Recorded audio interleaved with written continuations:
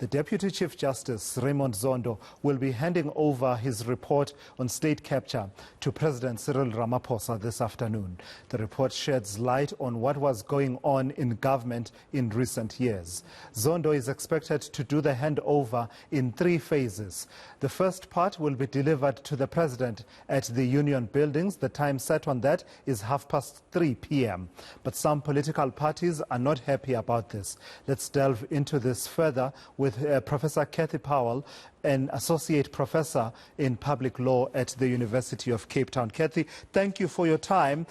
Just the significance of the moment, I think let's start there before we unpack and sort of expand into the various tentacles of this particular story. How significant a moment that we are now at a point where the first batch of 3 of this report, a report of this commission that at some point looked like it was not going to happen. How significant is it that we are here now? Hi to listeners. I think you're right to pause for a moment. That had not occurred to me. We need to celebrate because this report has taken a great deal longer than the public protector at the time initially thought it would, and it's been bedeviled by a lot of legal and other problems, and it's faced a lot of resistance. So yes, we're very glad we're finally starting to get evidence sifted through and presented by a judge, saying this is what was presented to us, this is how we read all the evidence, and this is what we think should happen. At the same time, I wouldn't get too excited because the Commission of Inquiry can't make any of its recommendations get followed. So what we've got now is a very good and considered reading of what the evidence probably means, but whether any action is going to be taken, that's going to depend on what the President and Parliament, and indeed all of us, actually do about it in response to this report. Sure, that's a really important point, Kathy, if we stick with it for a moment longer, in that in fact, in the case of a commission of inquiry, it is recommendations as opposed to remedial actions Correct. that we talk about when we talk about the public protector.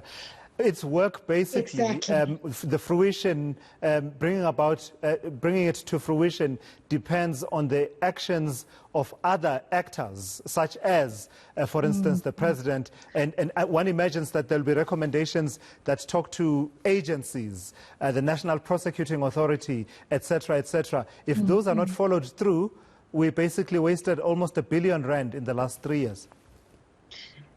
We've wasted a lot of money and we've lost the public's trust in the very process of a commission, which would be a pity because this has been a process whereby a whole cancer that was and is eating away at our society could be addressed. And if the report ends up just gathering dust on a shelf somewhere, then people are not going to trust commissions in future either. And it slowly, sort of the whole infrastructure by which we try to sort out problems in society starts to break down. So given how high the stakes are, as you've just really painted in the last few minutes or so, given how high the stakes are you surprised that the levels of mistrust that we are seeing around the President handling this particular matter, the hawkish eye that watches over what President Ramaphosa does after receiving this report? Yes and no. If you're talking about the democracy in action attempt to interdict the handing over of the report, I'm not sure I trust that mistrust, in the sense that I think that some efforts to oversee how this report is handled are in fact efforts at stopping the report from being made public. So I think on the one hand, there is mistrust being generated by parties that are implicated in the report. We've seen demonstrations outside the commission. We've seen politicians and other people lambasting and defaming members of the commission. So that kind of mistrust is widespread and it has been fanned through social media and other forms. I don't think it's a healthy mistrust. I think it's a mistrust that was aimed at taking the power away from the commission to actually get any good done. Yeah. Then there's also the mistrust that I myself feel, which is, where does it go now? And that's not so much a mistrust as to the processes of the commission, which are open to review if they were wrong. It's a mistrust as to the political will that exists to get to the very bottom of corruption, given how embedded it seems to be within the ruling party and within the agencies running South Africa generally. So just to rewind a little bit then, as we talk about the one category of mistrust that you talked about, that you're saying, you don't trust that mistrust.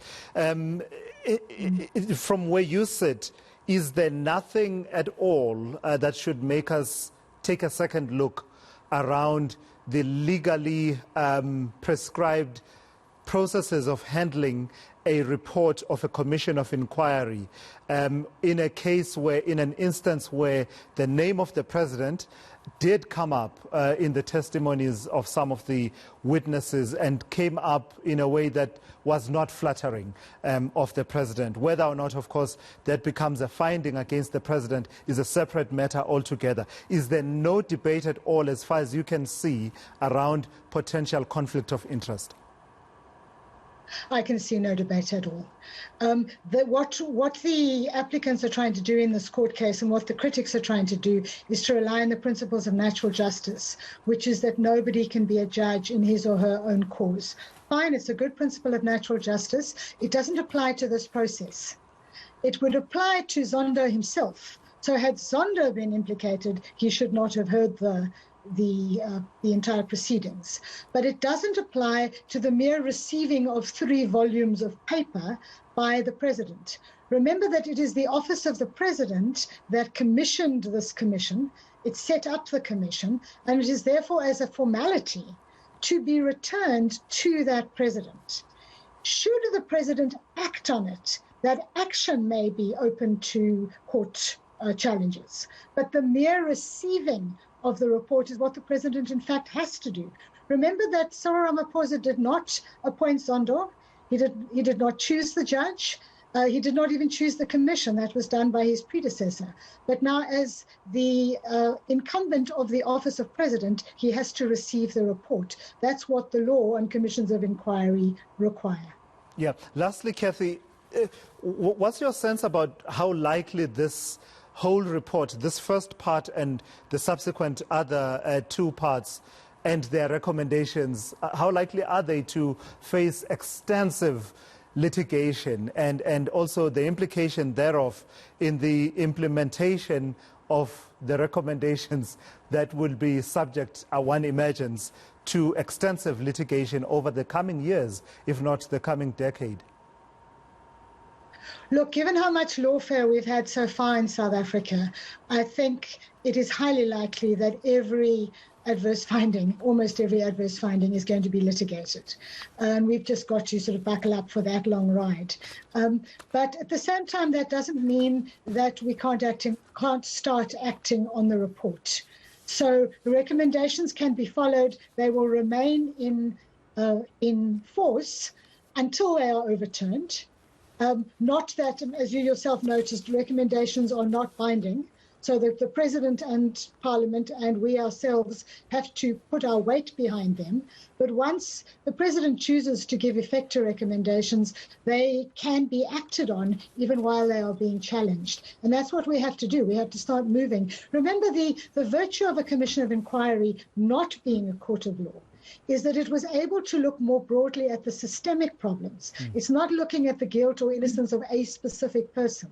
And these systemic problems can now be addressed while other agencies pick up the guilt and innocence of particular parties and agencies. I like that point. I like that point that you make, that a court of law would have been focused solely on the question of guilt or innocence of a person, and the systemic issues would probably have not been tackled in terms of addressing them and remedying them once and for all. Kathy Powell, I've got to thank you as always for your time and your insights, always sharing them generously here on ENCA on All Angles.